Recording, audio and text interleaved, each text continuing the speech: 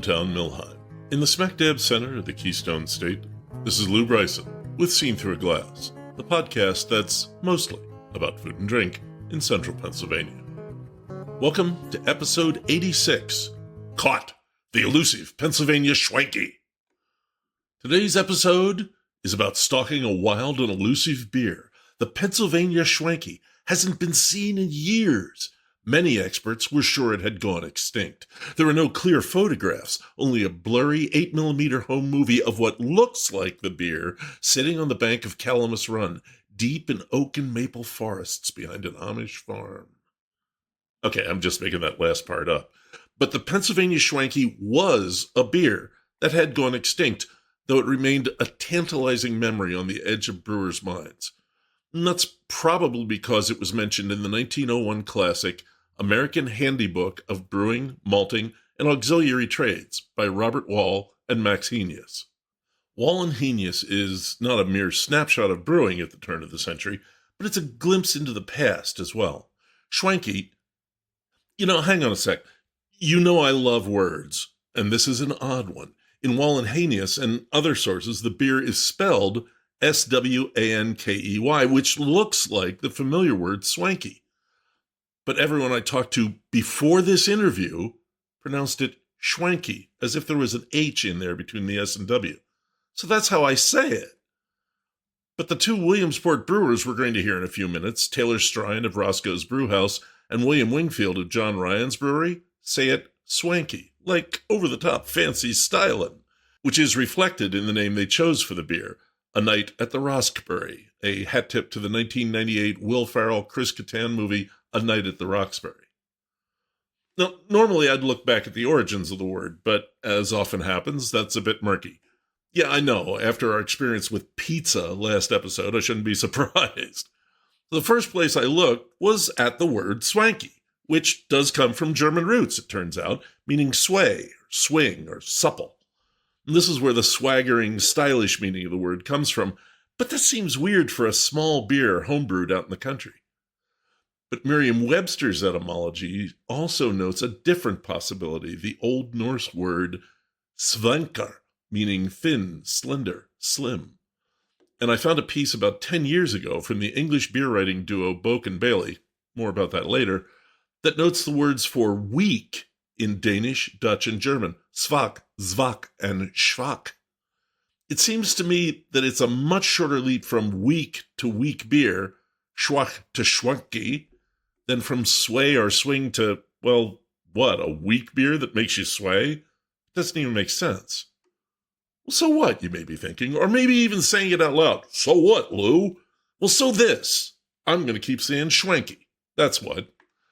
And, we're going to hold the rest of the schwanky story until I've had a drink, because this is starting to get complicated. Here's what I'm drinking today. What I'm drinking today is another of the Wheatland Springs samples that owner brewer John Branding gave me back in March. This is their Duration Sour Red Ale at a very serious 9.0% ABV. Duration is aptly named. This batch was brewed in 2021 and underwent fermentation in a cool ship. That's a shallow tank without a top, open to the air and all the microbes therein, a very traditional method used in Belgium, and at places like Allagash Brewing in Portland to emulate that. The beer was also dosed with their house lager yeast, Brettanomyces yeast, and lactobacillus. Now, those last two take a long time to work, so Duration was given 4 years aging in the barrel and bottled in 2025. Like I said, aptly named. But now its hour has come. Let's get at it. Duration is red. It's a very deep, dark red. I've got it poured in a Chimay goblet because I wanted a nice, wide, open top on it. You can see pictures of that in the... Oh, wow. Sorry, I just got a serious whiff of it. Oh, man. See, this is what a good Belgian sour red is like. It's got a... there is no cherry in this beer, but there is a beautiful aroma of sour cherry coming off of here. A little bit, actually a fair amount of acidity. I'm assuming that's coming from the lacto. But there's that kind of woody, bready note of Brett as well. Very little fizz. I don't know what the carbonation is like, but the beer is pretty much clear. It's very dark, but this is just shouting Belgian to me. Let's try it. Oh my. Some nice barrel character there, and that's not the first thing you get, but it's the thing that really makes this beer different. Not a thin body, not a heavy body, but it is not as thin as a lot of sour red ales, even at 9.0%, which would lead you to think that it had pretty well fermented out. This still has a nice bit of creaminess to it. But when I say creamy, don't think I mean it's not a sour red. It's definitely tart, sour, tingly, sharp. But there are those Brett notes. There's a lot of discussion about how is a Brett beer a sour beer. Well, this is a mixed strain beer. So there's a straight up lager yeast, Brettanomyces, and lactobacillus in here. So you're getting the classic woodsy, bready. I'm not really getting the horse blanket so much, but those are all classic Brett notes. But there's also the sharp sourness of the lacto, a little bit of funk. It's not overdone at all.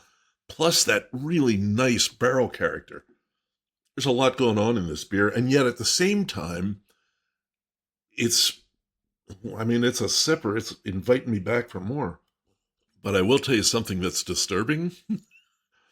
I would have guessed this was about 5.5%. This is a deceptively strong beer. I'm a quarter of the way through the bottle. It is a 12.6, 575 milliliter bottle with a punt in the bottom, the depression that you see in champagne bottles. Wow. Another impressive beer from Wheatland Springs. I thank John, and I also thank John Hall, who directed me there and said I should stop in on my way back from judging spirits at the First Landing Cup in Richmond. And he was absolutely right. It was great. Wheatland Springs. If you haven't been there, get there. There's a lot of fun over there in the valley. You can go get a pizza at Cushwa, too. Good times. Wow. All right, before we go a schwanking, a quick bit of Williamsport history, because I realized that back in episode 7, when Kathy and I did the Williamsport weekend that first took us to Rosko's Brew House and John Ryan Brewery, I had not yet started giving in to my historical fancies on the show. So, Williamsport was a hub of trade and transport before any Europeans ever arrived. Relics of the Adena people have been found along the west branch of the Susquehanna. They were incredibly far-reaching traders, and their Ohio burial mounds contained copper from the Great Lakes, seashells from the Gulf of Mexico, and grizzly bear teeth and claws from the Rocky Mountains. The Adena may well have established the trading routes along the western branch of the Susquehanna that were later used by the Iroquois, who settled in the area. They were there when Europeans started arriving in the 1600s. A Frenchman named Etienne Brulé is thought to have come to the area in 1615. Scouting for acquisitions for New France. The founder of Williamsport, Michael Ross, arrived in 1772. He and his mother came from Scotland as indentured servants, and their terms were bought by land speculator Samuel Wallace.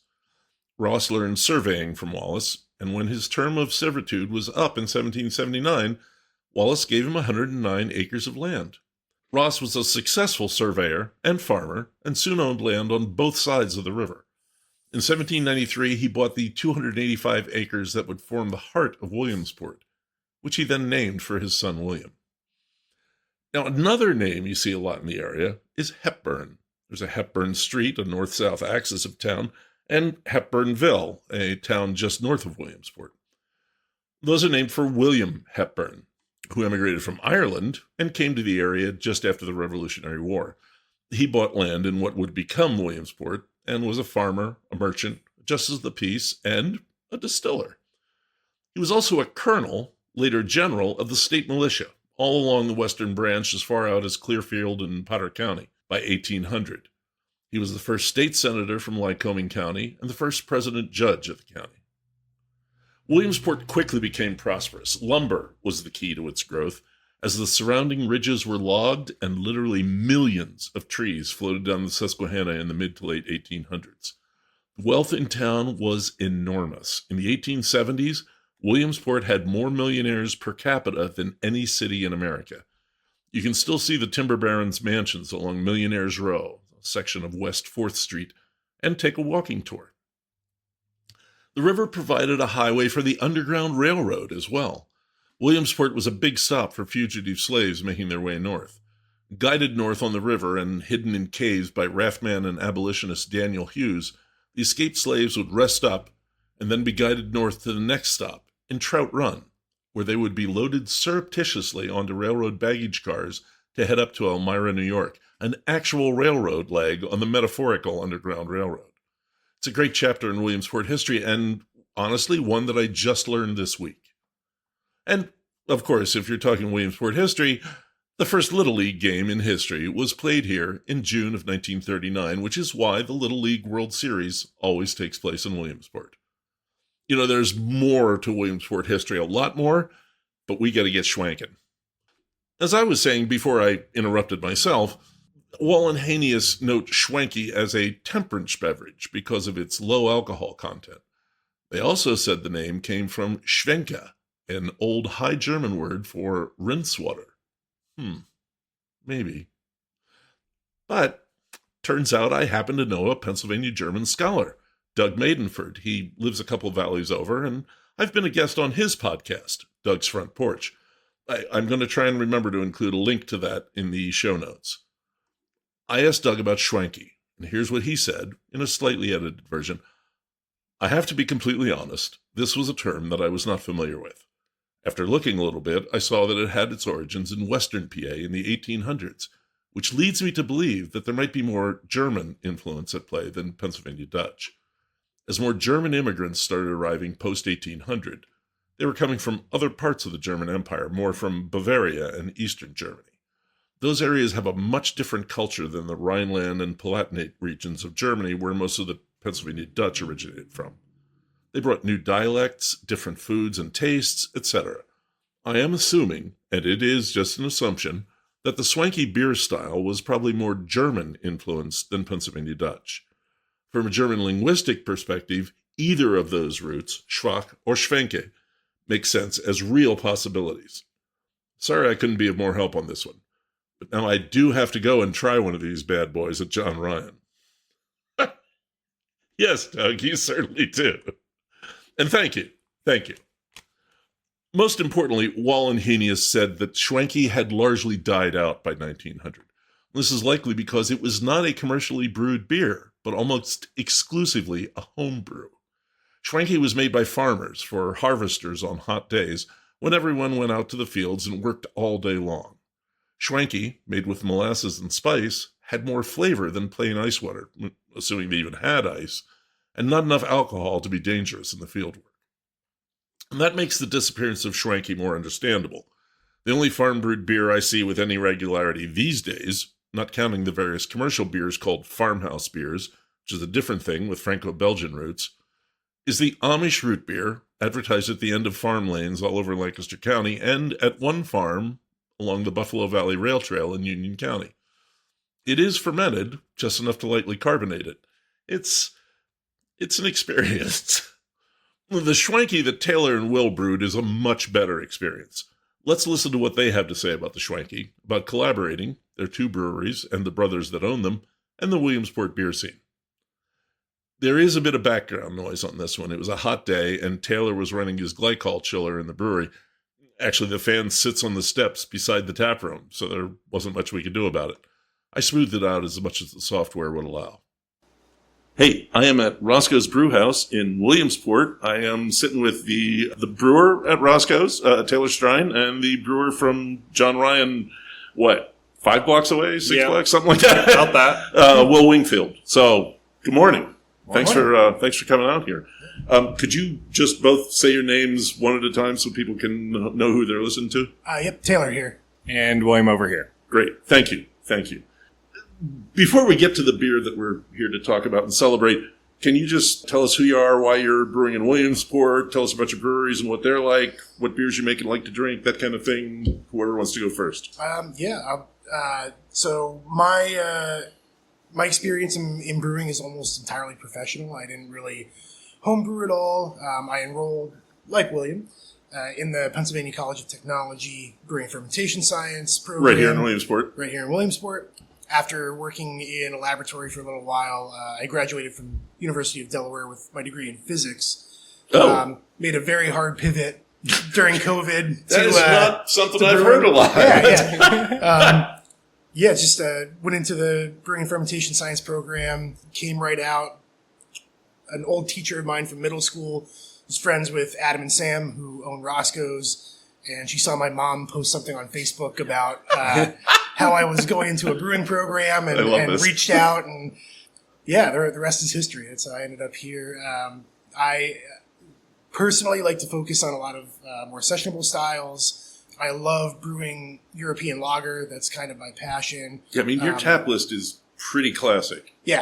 Pretty classic. It's actually more American right now than it has been in a long time. Okay. The cream ale and American wheat, the beer that we're talking about today, three hoppy beers, which is very weird for us. That's we don't do a lot of hoppy stuff typically. We usually have like one, maybe two hoppy beers on. Is that an unflavored American wheat? Just a straight up American wheat? Straight up American wheat, yep. I can't remember the last time I saw one of those. Yeah. Oh. So, we do a little bit of everything, but my allegiances lie with European lager and English ale. And you told me you're going to be getting back to that. Going to be getting back to that. Yeah. A bunch of Oktoberfest lagers coming on. So Cool. Yeah. Tell me about the place. I mean, the thing that strikes me is always that it's Rosko's Brew House, and it's a freaking house. It is a freaking house. Yeah. So the building was built in, I have to check. It was, I think, 1890. I don't know. Will, do you remember? I think it was 1890. Yeah. I remember we actually looked at this building at one point when we were looking for a brewery. we have a whole write-up somewhere around here about the building, but it basically was gutted. Adam more or less gutted the place and built this beautiful tap room that we're in and the brewery. And it's really cool because there's also an old stone culvert that runs underneath the building that used to divert Graffius Run, which is a underground stream that ran through town. The stream changed direction, I think, back in the beginning of the 1900s. It was like 1917 or 1920, sometime around then. I can't remember the exact history, but they sealed it off at both ends on the property. So now it's just this open stone culvert under the building, which is pretty cool, pretty unique. Yeah. And we try to sort of advertise that as much as we can, but it takes on a lot of water still, so we can't do much down there. Yeah. Hopefully someday we can figure that out. But it's a cool old building, old Victorian building. The guy who built it actually used to make cider and wine, which is kind of a cool tie to what we're doing. Yeah. So okay. It's kind of the Rosko's deal. Nice. Well, like we said, you're not far away. Tell us about John Ryan. So John Ryan, as we said, was just a few blocks away from here. Very similar to Taylor here. We brew more traditional styles. I always like to say I brew beer that tastes like beer. I do avoid more of the modern styles and stuff with a passion. I do not like brewing those. But I also love giving a lot of love to underrated beer styles. Like I have a Japanese rice lager on right now, and I have a Japanese black lager about to come on tap soon. Very similar to the building as well. We have an older building back in 1871.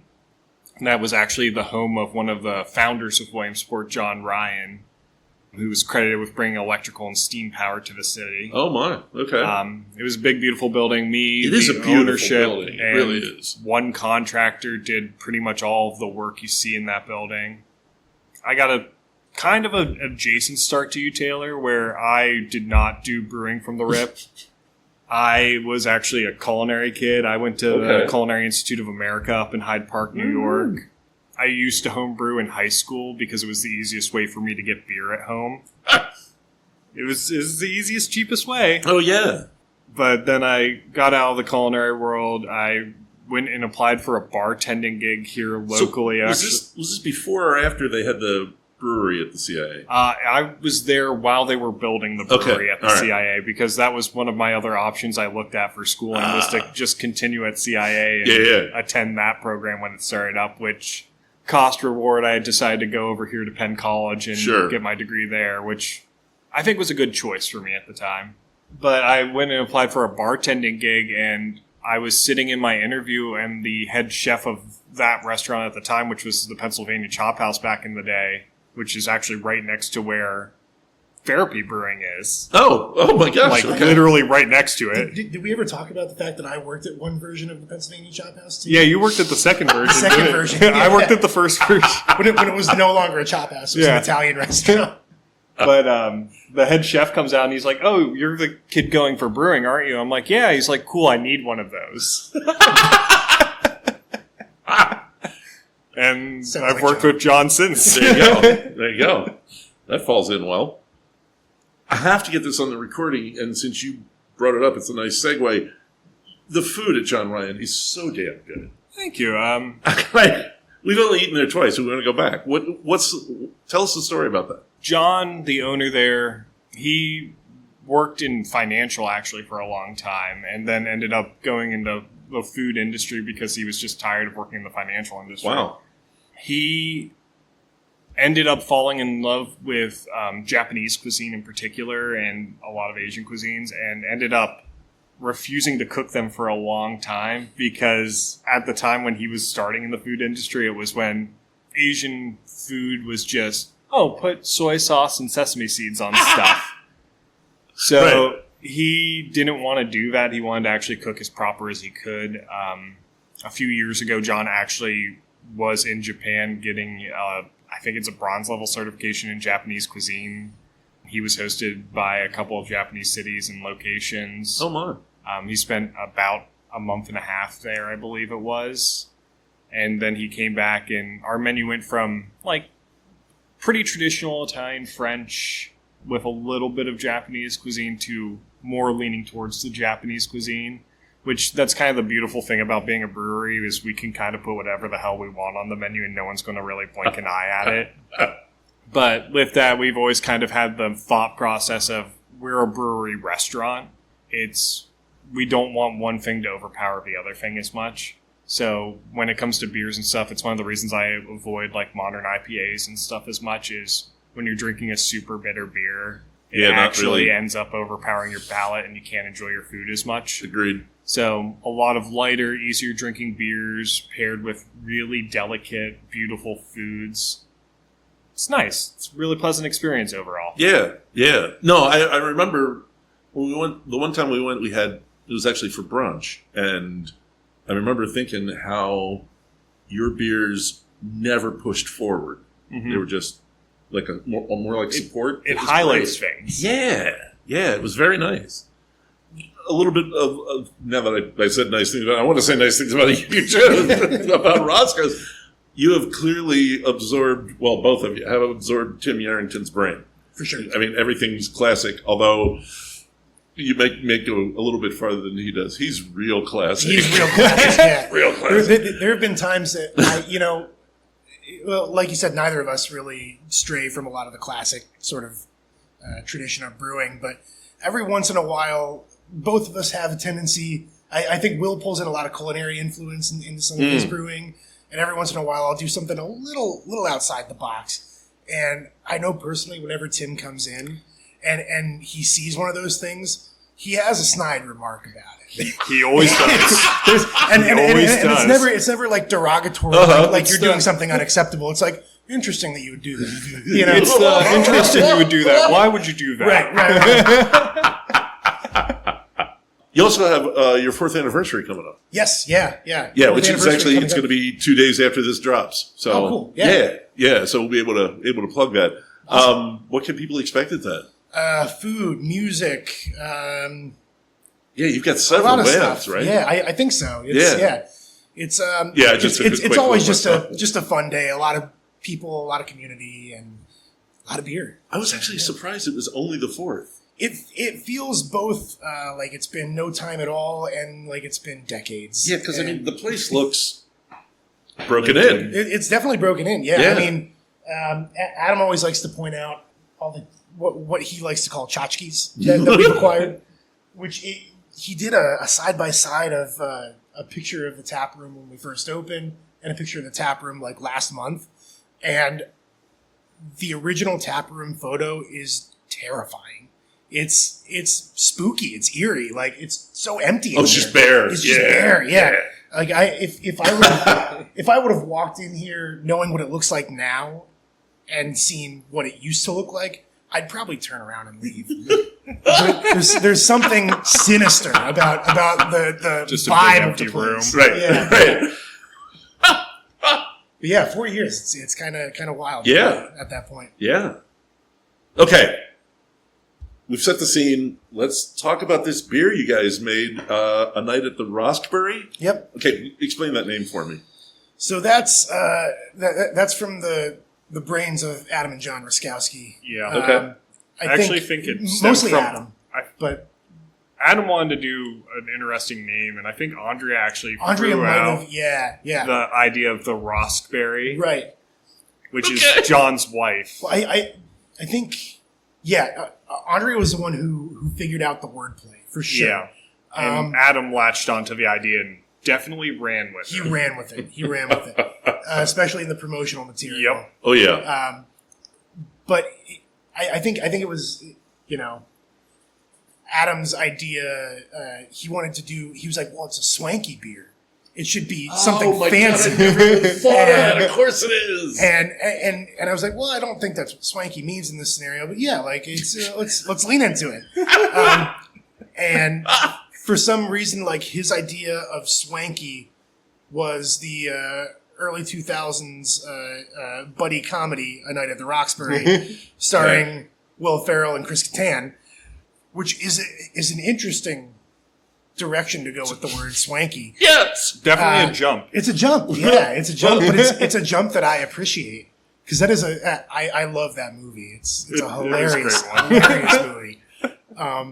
And yeah, so that's kind of where the name came from. Okay, but like you said, a far step from the beer, the For sure. Pennsylvania Swanky, which is describe. Pennsylvania Swanky is a 1800s beer style that originated from German immigrants in Pennsylvania. And the idea was it was a light summer ale that they could have on their lunch breaks. It was meant to be something light and refreshing, easy drinking while they were out working in the fields. And this is, what, 4%? Yep. Nice. And okay, I've heard a lot of brewers and home brewers talk about the Pennsylvania Swanky. I think I've been hearing about that since like the early 90s. Yeah. Tom Baker, who used to be at Heavyweight and is now at Bar Huga down in Philly. I think one of the first conversations I ever had with him back in 96, he brought up Pennsylvania. So you're from Pennsylvania. Have you ever had a Pennsylvania Swanky? I'm like, I don't even know what the hell that is. So we went on about that. But I've seen a bunch of different descriptions of it. How did you home in on this particular recipe? Will, you want to talk? Because you kind of found the style and brought it to the table. So originally when we started talking about doing this collaboration, Taylor came to me, and I think your things you asked for was something very Pennsylvanian. Very Pennsylvanian and something a little bit more off the beaten path. Yeah, something different. Whereas I think both of our bosses wanted something very approachable and light lager and golden ale were the two things thrown around initially. and we were both like, been there, done that. Like, it's not exciting to sell. I need something I can sell. I literally went to the local library. Oh, nice. And they have a little beer section in there, and I just started digging through, seeing what I could find, because they have like some historical stuff with flocks, and it wasn't even a beer book necessarily. I found a mention of a Pennsylvania Swanky ale, and from there I just started researching it. And the thing I kind of loved about the beer was you can't really find a description of the style. It's not, there's not a lot of information on it. It's a light beer that's 3 to 4%. And it has star anise and molasses in it. It was like the things you could find throughout all of the descriptions and nothing else. And because of that, I was like, oh, this is something we could definitely make our own, and nobody can say we fucked it up because show me knows. a style description of it. Yeah, or give me a comparison point. I keep telling craft distillers they should make aquavit because nobody knows what it is. Right. No, this is perfect. This is exactly the way it's supposed to. So from there, we just kind of ran with it.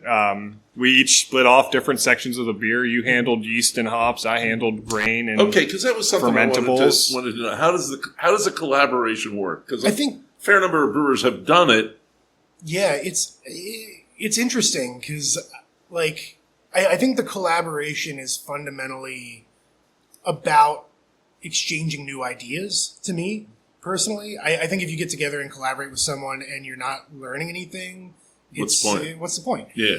And so I think it's great that we did something that is kind of esoteric in nature. We both definitely learned a lot about traditional pre-prohibition brewing from it. Not to say that like anything process-wise was traditional by any means. It was we didn't change anything crazy. It's You didn't like brew this in a cauldron with a no, stick. Or right. next time. Next time, right? Yeah, next time. But I think recipe development was kind of almost secondary to ideation, right? Like it definitely led with the idea, and from there was like, okay, can we get 6-row grain from Pennsylvania? and we couldn't. We couldn't. That's right. So you did use Deer Creek? We used Deer Yeah, Creek. we I we wanted to wanted to mention go that. as locally Pennsylvania source as we could for all ingredients. Mm-hmm. Yeast that wasn't really viable. We had to use dry yeast. Yeah. And hops were frustrating for me because it turns out that pretty much every Pennsylvania hop farmer sells out of their crop right during harvest. Like they don't keep much back. Uh-huh. And so the people that I contacted were like, yeah, we ran out of cluster months ago. And I was like, I guess I don't get to use Pennsylvania cluster for this beer. Yeah. So, It happens. but the malt, the molasses. Yeah, literally, I reached out to Deer Creek the day we decided we were going to use Deer Creek 6-row malt, and they informed me that like a month before they decided to stop producing their 6-row malt. What, lack of demand or? Just lack of demand. Oh, wow. And I was like, oh, that sucks. But I'm like, we can shift it to 2-row. That's a non-issue. And I was able to get Pennsylvania-made molasses for it. Did you? Yeah. Nice. So one lucky thing about working at a restaurant is it's very easy to order stuff. And one of the main molasses that's sold is made in Pennsylvania. There you go. Yeah, it was like when we were trying to source some of that other stuff, I was like, I know Will's got a guy. Will's got molasses. I got a lot of guys. So how do you make a beer with molasses? Is the molasses just an accent? Is it a fair amount of the sugar? Or? It's not it serves as a part of the fermentable. Okay. But we kind of use the molasses as like an additive to get us up to the specific gravity that we were looking for. So, because I gotta be honest, I mean we're drinking it here, and I'm definitely catching the star anise, which is nice in a beer this light to get that. It's really pretty cool. Not really getting a lot of molasses. Not a ton of molasses. Yeah, no, we didn't add a crazy amount. No, it's not even 25%. It's only like it's a really low percentage. I think it's like 8%. Yeah. Okay. Of fermentable sugars came from molasses. And it just got added in the last 15 minutes of the boil. Oh, okay. Because you don't want to char the molasses. Ooh, yeah. Yep. Yeah, that's a whole different flavor. And I only really get the molasses like before it was fully carved, when it was still in tank. You got the molasses a lot more, and it actually ended up tasting like almost a rye grain in there. Oh, wow! It threw kind of a rye note, which was interesting. But now I only get it as it warms up. You start to get it in the mid palate a little bit, which I find really interesting, and you get the star anise on the front and the back end. Yeah. But when the molasses doesn't linger, it's never it doesn't stay there. I feel like molasses and like heavy sugars and things like that people associate with like cloying sweetness. Yes. And that's not what it does in this beer at all. It's not its function. So it's kind of like honey beers. People expect it to taste like honey. If it tastes like honey, you did something wrong. Yeah. How did you pick each other? You obviously know each other. Being this close together, but why do a collaboration with somebody you see all the time? Well, It's actually because of the fact that Adam and John are brothers. Yeah. Mainly. Oh, okay. I mean, like I missed that. All right. we probably would have done a collaboration either way, just because. I think we've joked about doing a collaboration since we both opened because Yeah, we've opened similar For 4 Oh, times. this is the first one. Yeah. This is Okay. but it's mainly to put to bed, I think, a lot of weird rumors that were going around that, like, because John and Adam had different businesses, they hated each other. Yeah. That was a They don't rumor for at a all. long time. Yeah, and every time any of the four of us would hang out and talk about doing something like this, it was always like, we need to just do this as a fuck you to all the people who keep coming up with these stupid rumors. So it's been a discussion for a long time, and I think There's been many ideas for collabs thrown around for a long time between Adam and John in particular. right. I've had, at least over the past 3 years, I've had John come in and he's like, "Oh, I talked to Adam. We were out drinking this weekend. Yeah.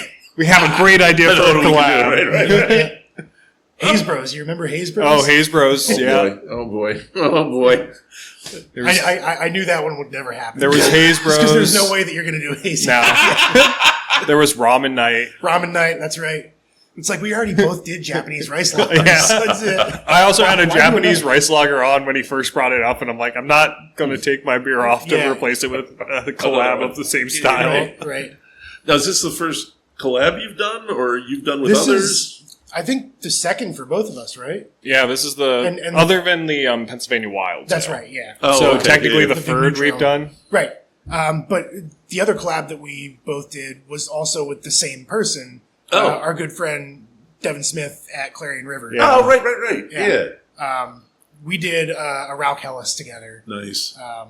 which I still have one crowler left. We could break that open.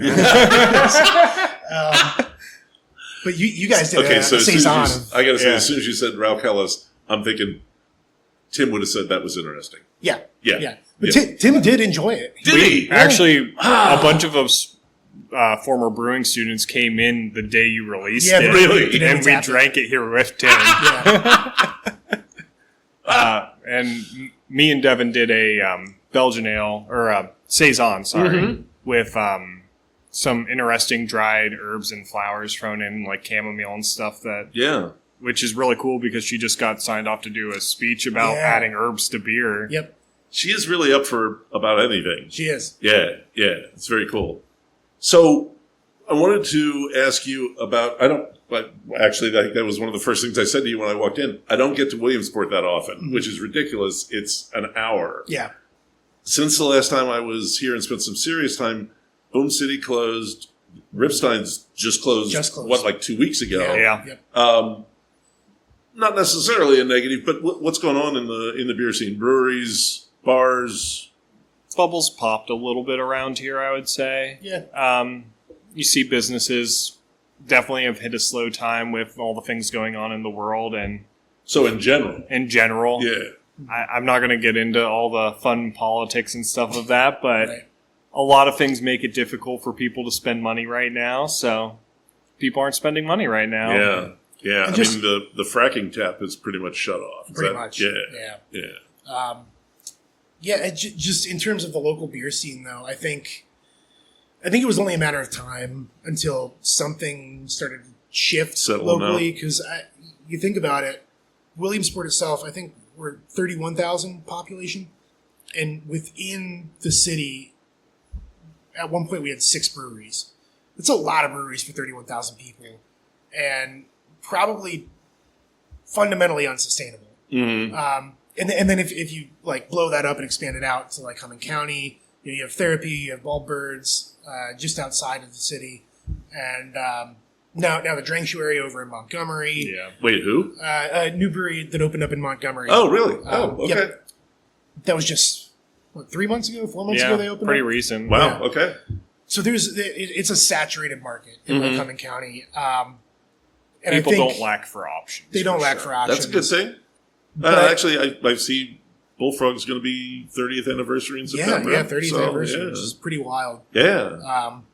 And I think the with Boom City and Ripstein's closing, and then another spot opening in Montgomery, it's like I think we are at a bit of an equilibrium point, like a locally. steady state kind of Yeah, thing. because I don't think any of us are like hurting because No, of the I get the impression that saturation. Bart was just tired. But yeah, I think Bart was. He's just been at ready to this be a done. while. Yeah. He has. Yeah. Yeah.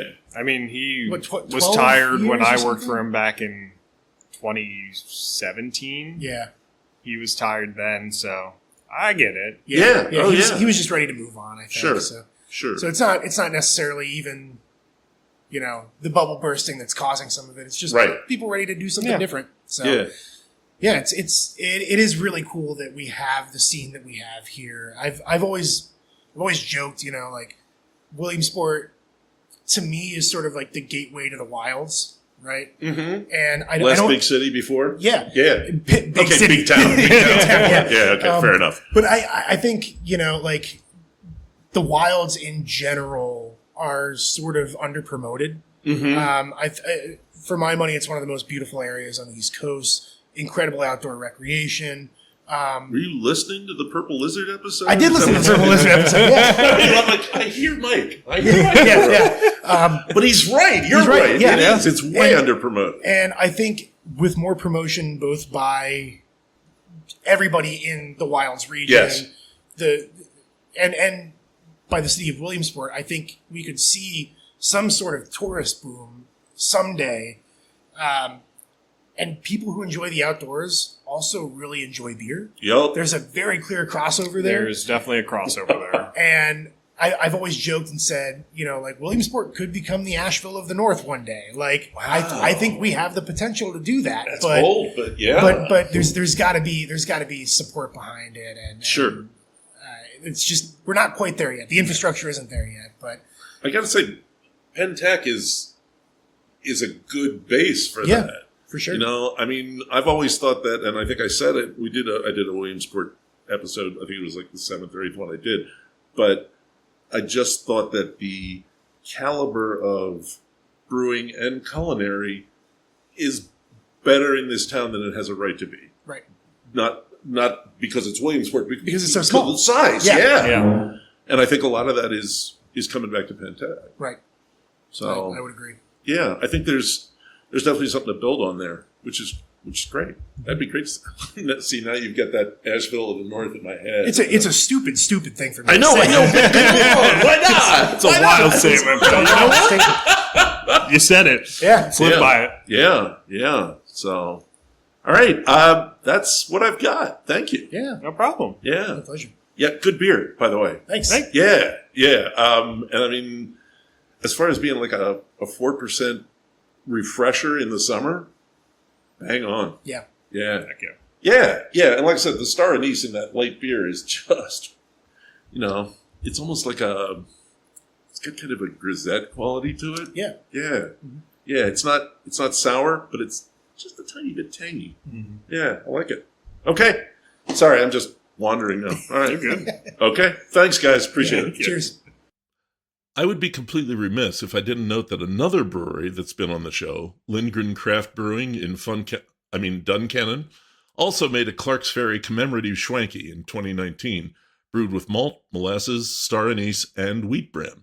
I didn't get to taste that one, but it was pretty well received on the Untapped app, especially for a 3.4% ABV beer. Reports of Schwanky's extinction are exaggerated, I guess. A little. There's one more weird thing about Schwanky before we wrap this up, something that only makes the name origins more of a mystery. There's another low-alcohol beer called Swanky, but it's from Cornwall. Remember I mentioned an article about Schwanky from Boak and Bailey? Well, it kind of was, and it kind of wasn't. It was about the Cornish Swanky, which is quite similar, but distinctly different. It's also a traditional farm beer, also low alcohol, also largely extinct in Cornwall, but it was made with sugar, not malt, and spiced with ginger and aged hops. And you notice I said it's largely extinct in Cornwall because it hangs on as a seasonal favorite in South Australia among a population descended from Cornish immigrants. So where did the name Schwanky come from? Beats me. There are some big Williamsport beer events incoming. First, as Taylor and I mentioned briefly, this Saturday, August 1st, is the 4th anniversary celebration at Rosko's Brewhouse, starting at noon and going until 10 p.m., with the Mad Griller food truck, live music, and deals on Taylor's great beers. If you've never been to Rosko's, you really ought to go. And then next Thursday, a week from today, August 6th, Williamsport's big brewery, New Trail, has cheekily preempted National IPA Day, which it was getting kind of fusty, to make it Broken Heels Day, celebrating their renowned hazy IPA and double Broken Heels, and 3 new variants, Cryo Triple Broken Heels, Anchovy Double Broken Heels, that's Anchovy, the new Candyberry Piney Hop, not the fish, and Broken Amplitude, a collaboration with a Finger Lakes favorite of ours, Frequentum Brewing in Canandaigua, combining the vibe of Broken Heels and their Amplitude series of New England IPAs. Broken Heels Day, August 6th, will see events all over Seen Through a Glass land. At state college places like Local Whiskey, Super Sub and Six Pack, Champs Downtown, the American Ale House and Central Reservation. Our recent guest Sabatini's, the good old U.S. Hotel in Hollidaysburg, the Brickyard right there in Billsport, at the overflowing taps at Pizza Boy in Enola, the well-kept spouts at the Bull's Head in Lidditz, the refreshed Holy Hound Tap Room in York, the bucolic Penn's Tavern south of Sunbury, Brewski's in the West End Ale House in Bloomsburg, and Fatty Beer Company in Lancaster. Get the idea? Check the New Trail Facebook page for more on locations in Western PA, Maryland, West Virginia, and upstate New York, because I know you out of PA listeners are listening. Speaking about upstate New York and that Broken Amplitude collaboration, I do like Frequentum and Climbing Pines and Brewery Adena. There's definitely an axis of excellence of beer, food, spirits, cider, and, of course, wine running through central PA up to the Finger Lakes. It's something we touched on when we were talking to Jared York back in the Mansfield episode, number 34. Stick a pin in that idea. I think we may have to come back to it in the future. And finally, there's one more Williamsport Brewery anniversary coming up in September, and it's a big one. Bullfrog Brewery marks 30 years on September 19th, with a full day of 10 live bands, a block party, food and beer specials. I'm going. We might stay overnight, but we're definitely going. I first went to Bullfrog a month before they opened in 1996. They were sanding the barroom floors when I dropped by, and I am not going to miss this. Honestly, I don't talk about Bullfrog enough. We should get them on the show. If anyone hears this and can help make that happen, you know how to reach me. Lou Bryson on social media, email me at seenthroughaglass@gmail.com, or hit the contact button on the seenthroughaglass.com website. Oh, would you like a report on the new book? Sure. I'm done. Em has the whole book text laid out and over 3/4 of the illustrations completed. We are so on target for deadline. I read through the text and sent her edits to incorporate in the draft, and there's not many. We're in very good sync on this. I had my fingers crossed, but it has turned out that we did indeed have very similar ideas for how to do the book. And her drawings are great. You're going to love this book. It's fun, and yes, it's an intro text, but I'll bet there's something in here that you don't know or hadn't thought about. That's my job, after all. Apparently you like American Whiskey Masterclass, too. I have finally sold through the literal half-ton of books I bought. I just sent the last 24 out to Journeyman Distilling in Michigan. Thanks for that order, Bill. And I went to order more, and they were out. There's a new printing arriving next week, though, and then we'll have new stock. Thanks for the support on that. If you don't mind helping a bit more, leave a review on Amazon. It really does make a difference. Thanks. Other than that, I am going to be free to, spend the rest of the summer making sure everything's ready for our son Tom's wedding at the end of August. The shower in Philly 2 weeks ago was a good time. We get to meet more of their friends and talked about barbecue and game design, which was a lot of fun, and did an impromptu whiskey tasting with about 10 guests out in the kitchen. I appreciate you guys being patient while I took an extra week off for that. It was worth it for my quality of life. Hey, we had another good Elk Creek Cafe event. Some of our great local musicians, including Hannah Bingman, Nell Hansen, good old Gary Geikus, got together Sunday a week ago to sing a bunch of old-timey labor songs, including classics like Which Side Are You On? And Union Maid, The Erie Canal, and Woody Guthrie's 1942 anthem, All You Fascists Bound to Lose. It was a sing-along with song sheets, so we all joined in, especially on ones like 16 Tons, Brother Can You Spare a Dime, and Joe Hill's The Preacher and the Slave. We wound up on our feet, roaring out Solidarity Forever. It was a great evening of music, some of it pretty damn bleak, but hugely historic and inspiring. Well, like I said back a while ago, it's not about politics, it's about community. Doing things together, especially singing and breaking bread and drinking beer together, make a community strong. We had just as good a time there this past Sunday listening to the Stillhouse Junkies out of Durango, Colorado. Guitarist Fred Kozak brought up the value of community several times during the show. You know, I keep talking about music and community and such because it means a lot to me. So much so that I'm working on an episode about the Central PA music scene. That's coming soon. I'll keep you up to date. But for now,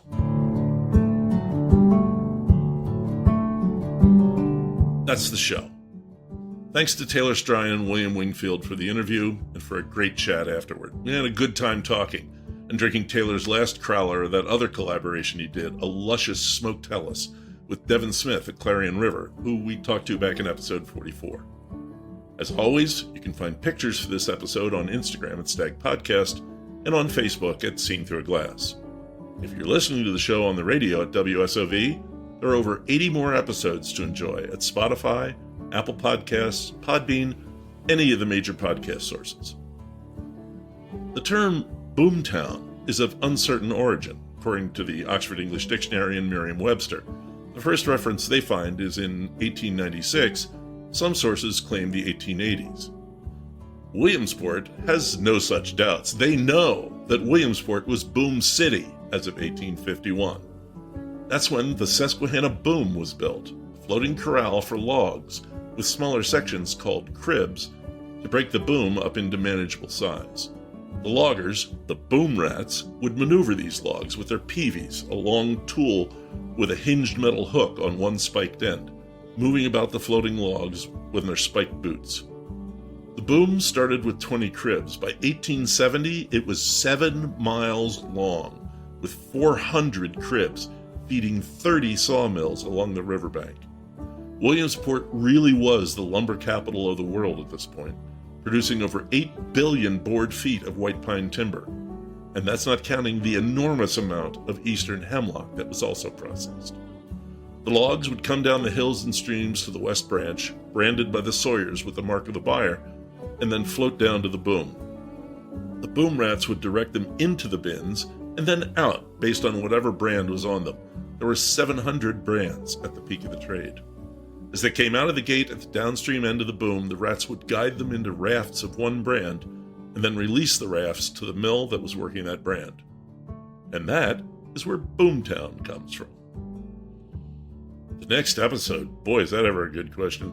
I've got an interview in the can, but I need another one to make it an episode, so I'm kind of scrambling again. And of course, Tom's wedding's only 4 weeks away, so things are a little bit crazy.